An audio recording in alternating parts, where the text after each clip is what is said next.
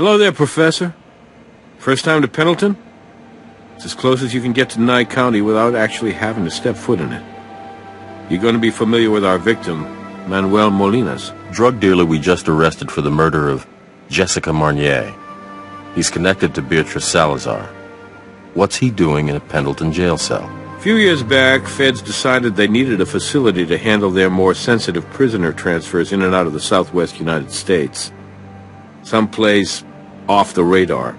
Someplace like Pendleton. So they wrote a big check to the town council and upgraded their existing jailhouse in exchange for occasionally taking over the place. Our tax dollars at work. I thought this building looked a little too metropolitan for a town of 35. Isn't that officer one of ours? Yes, he is, but Sergeant Lip's been tapped before by the feds to coordinate this kind of transfer. Their plan was to quietly move Molinas out of our lockup and into this undisclosed location, then hold him here until he could be interviewed by a federal prosecutor and formally transferred into federal custody. Not a bad plan. I wonder what went wrong. Looks like everything.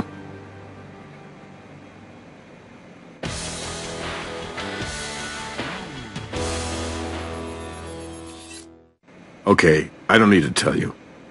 This is now priority number one. Molinas' transfer was on a need-to-know basis. The first I heard of it, the sheriff and the deputy director of the FBI had me on the speakerphone, screaming that somebody dropped the ball. So I got my ass out of there and secured the scene. Is Agent Huntby still missing? Yes. And based on his apparent effort to sabotage your handling of the DNA evidence in the Salazar case, the FBI strongly suspects he was a mole for Salazar, and now officially considers his disappearance UFAP. Unlawful flight to avoid prosecution, meaning he's a fugitive, and very likely a suspect in this homicide. Sergeant Lip should consider himself a very lucky man. Whoever broke in here to silence Molinas wouldn't have wanted to leave a living witness. We'll need to get a full statement from him.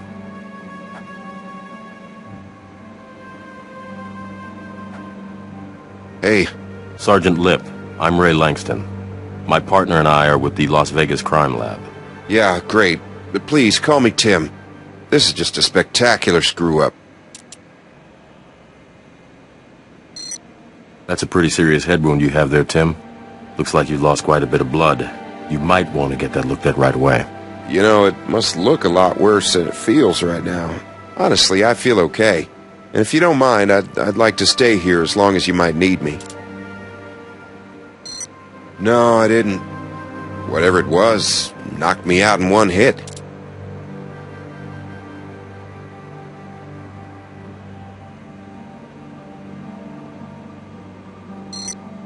Mr. Molinas was here awaiting his interview and formal transfer into federal custody. I'd say approximately an hour before the federal authorities were scheduled to arrive, around maybe 8 p.m. or thereabouts, this tall and, if I remember correctly, Hispanic male, wearing a suit, he enters the facility and presents FBI credentials.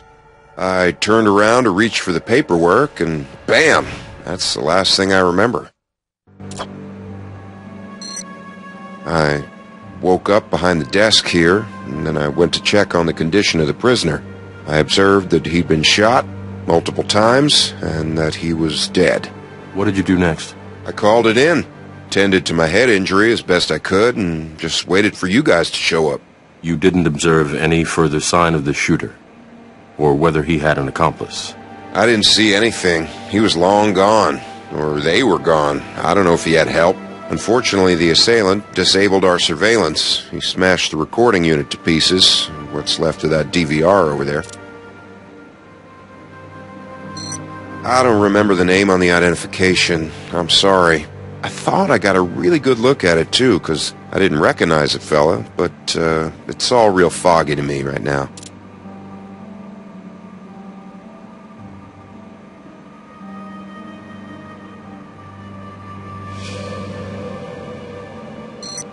I understand that this kind of prisoner transfer is on a need-to-know basis, but is it standard operating procedure to post a single guard? No, it isn't. But in this case, it was necessary because Well, you might find this a little hard to believe, but our budget's been cut pretty radically, so the truth is, we couldn't afford to assign an additional officer. We were definitely whistling through the graveyard, I know that now, hoping we could get away with this one, but we were wrong. Who made the final decision that you alone would transport and protect Mr. Molines? I did, actually. The sheriff ordered the prisoner transfer, but I'm the sergeant in charge of operational command. That means duty assignments, tactical protocols, and budget outlays. I was the one who evaluated our risk assessment on this one, and I was wrong. Dead wrong. We all make mistakes, Tim. Yeah. Only this mistake cost a man his life, Mr. Langston. When federal authorities need the building, the sheriff and his deputy actually work out of his house. Can you believe that? There's just not much crime here in Pendleton. Not much of anything here, really.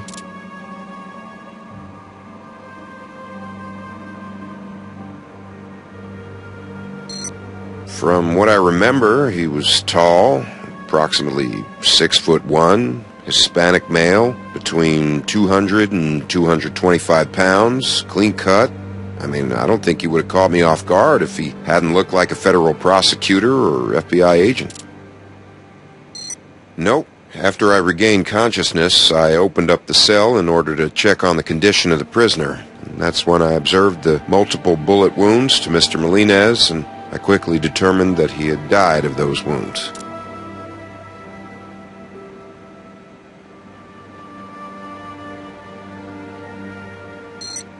Hey, let me know if you find something, okay? Maybe you guys can help save my job. We'll do our best, Tim. Now, if you don't mind, I'm also a doctor, so I'd like to take a look at your head wound there. Yeah, okay. Good news here is you're going to live, but you're going to need stitches. So now that you've given us your statement, Tim, I am not taking no for an answer. We're going to get you to the hospital. Okay, I understand. Thanks, Doc.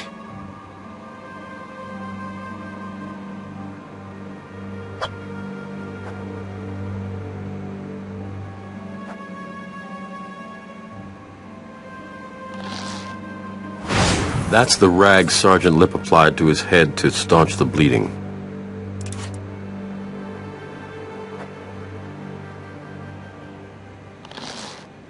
This digital recorder stored all the footage from the security cameras in the station. The hard drive's been crushed.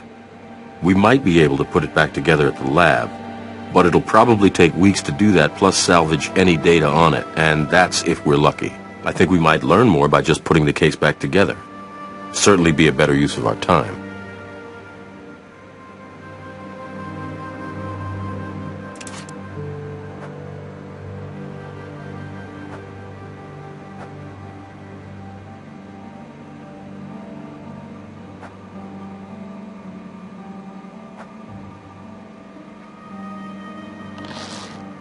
Looks like a small caliber automatic.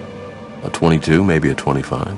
From what I've observed of the victim's wounds, this could be our murder weapon, but I'm letting myself get ahead of the evidence, aren't I? Let's see what Doc Robbins has to tell us at autopsy.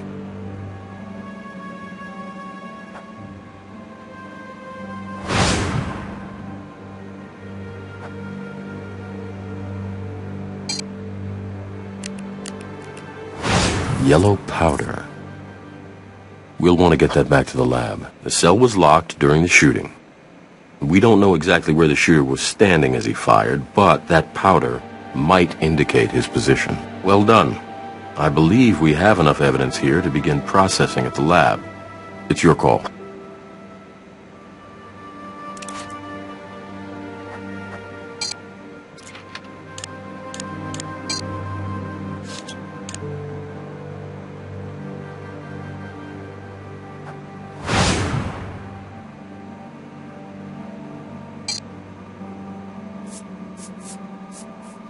Since he left it for us, I'm sure Sergeant Lipp wouldn't mind if we processed a sample of his DNA.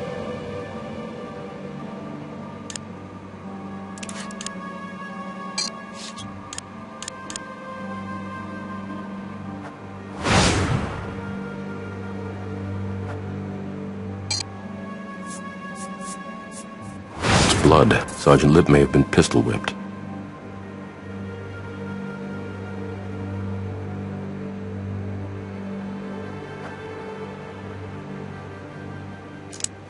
fragment of some kind. It looks like it got wedged in the slide. Whatever it is, it's underneath the blood, which means it was there before the blood was.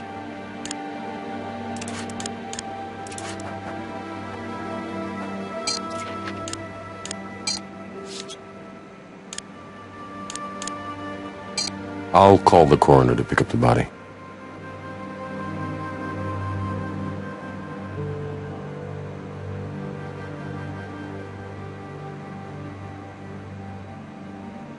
We need to get a reference sample of the ammunition fired by this pistol to compare against the slugs found in the victim.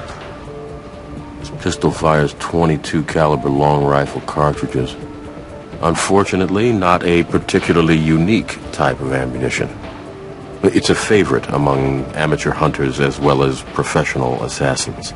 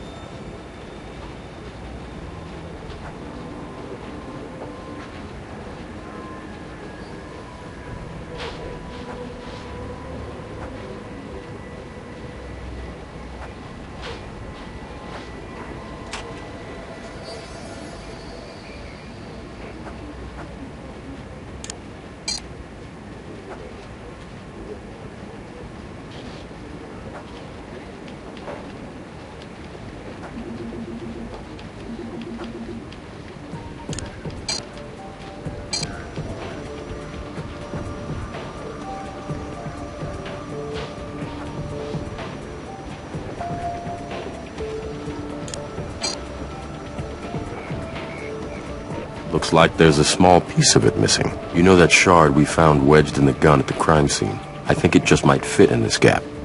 Let's try it.